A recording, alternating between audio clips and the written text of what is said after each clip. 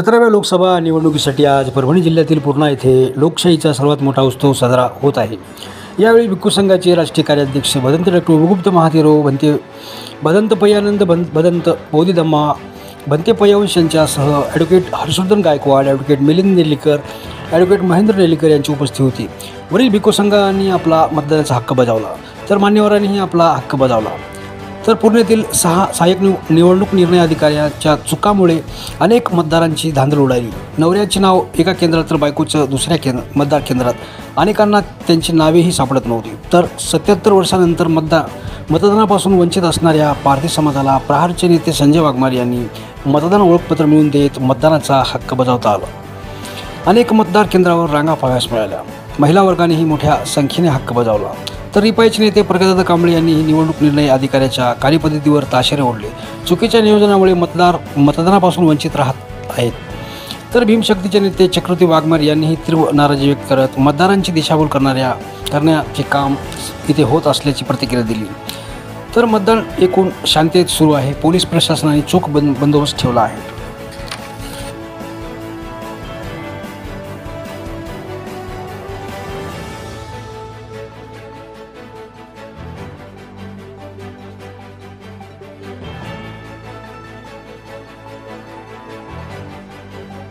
सुरू झालेला आहे, आनंदाचं वातावरण आहे, काय लोकांना आव्हान करतात? लोकांना फक्त एवढंच आवाहन करू इच्छितो की मोठ्या प्रमाणात मतदान करा। लोकशाहीमध्ये मतदान करणं फार आवश्यक आहे, कारण ही आपण सरकार बनवतो आहे आणि त्याच्यामुळं मतदानाच्या माध्यमातून जी काही सरकार आपण निवडतो ती आपली सरकार असेल आणि त्याच्यामुळं मतदान करणं फार आवश्यक आहे। आता मी सुद्धा औरंगाबादला असतो, पण औरंगाबादहून मी माझा मतदानाचा हक्क बजावण्यासाठी सकाळी 4ला निघून 9ला इथे पोहोचलेलो आहे आणि मी माझा मतदानाचा हक्क बजावलेला आहे। काय सांगाल, काय लोकांना आव्हान करतात? आज परभणी जिल्ह्यातील पूर्णा या ठिकाणी 17व्या लोकसभेच्या निवडीसाठी मतदान होत आहे।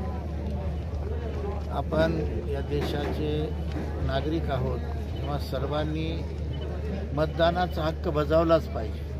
आपलं हे कर्तव्य आहे, कारण आपल्या मतावर हा देशाचा राज्यकारभार उभा राहतो। त्यानंतर आज 17व्या लोकसभेसाठी आमच्या भिक्खू संघाने सामूहिक स्वरूपामध्ये मतदान केलेलं आहे।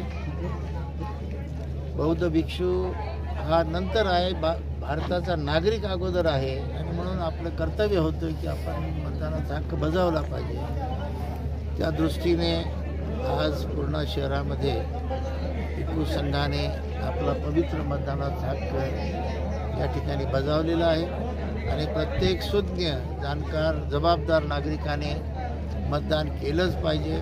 मतदान करण्याचं कोणी टाळू नये असं आमचं सर्वांना आव्हान आहे। गेला नाही ना कोणता अधिकारी गेला नाही आणि यांच्या मूलभूत गरजे जाणून घेतल्या नाही, तर प्रहारच्या माध्यमातून यांच्या सगळ्या मूलभूत गरजा जाणल्या, यांच्या हाल अपेष्टा जाणून यांना सर्वप्रथम लोकशाहीचा जो सर्वात मोठा जो अधिकार आहे, मतदान करण्याचा, मताचा जो अधिकार आहे, तो मिळवून देणं अपेक्षित होतं।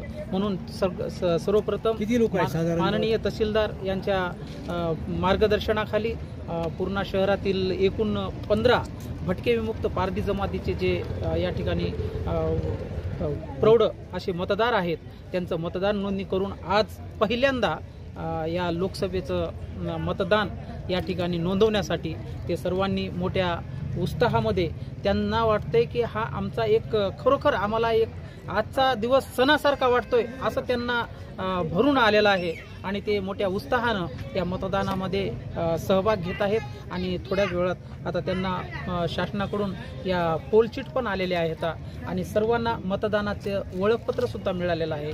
या आधारावर, या अधिकारावर ते आज मतदानाचा अधिकार बजावणार आहेत। या ठिकाणी पोलिंग चिट वाटायला पाहिजे होत्या, तर आज या ठिकाणी पोलिंग चिटसाठी लोक नाव बघण्यासाठी परेशान आहेत, बेजार आहेत। पण ह्या निवडणूक अधिकाऱ्यांनी जे इथं पोलिंग चिटचं काम म्हणजे बऱ्याच दिवसापासून हे चालू असतानासुद्धा त्यांनी वेळेवर ते पोलिंग चिट इथं देऊ शकले नाही। त्यामुळं इथं ह्या ठिकाणी लोकांची महिलांची खूप तारांबळ होत आहे.